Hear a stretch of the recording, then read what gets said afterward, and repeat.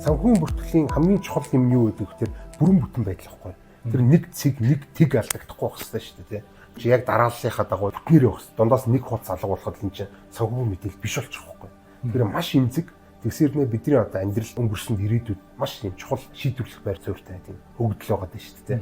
Тэгвэл энэ имзэг өгдлийг бид бүрэн бүтнээр нь хамгаалахын тулд явал юм тархамлтын бүртгэл хэрэг болсон. Ямар нэгэн банк төвлөрсөн одоо тэр удирдлага төвлөрсөн засгийн газар төвлөрсөн компани тэр гэдэг нэг зүйлээс шалтгааллах хэрэгтэй. Эрсдлүүдийг тархаан байрлуулах хэрэгтэй, ботлох хэрэгтэй. Энэ төвлөрлийг нь байхгүй болгох хэрэгтэй. Мөчөж бид нэр тэр өгдлийг хамгаалах байсан бол тэгээ ерөөсөө хайж явж байгаад 2008 он тэрний Сатоши Накамото гэдэг нэг нууцлаг ирхэм та нарын хайгаад байгаа юм чинь явж чинь майныг гаргаад тэрийг гаргаад ирсэн.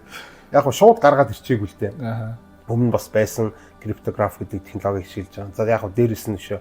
Тэр өмнө бас нэг Bitcoin гэдэг систем байдаг байсан. Тийм төсөл гарч ирээд бүтлгүүцсэн. Тэр нь бол яг нь хитэн хакеруудынхаа дунд хэрэгжилж байгаа л scalability буюу ингэ өргөдөгдөх чадвар баггүй. Хүмүүс ингэ нэмж ороод ирлээ илүү удаан болоод ингэ ашиглах боломжгүй болчихгоо чинь.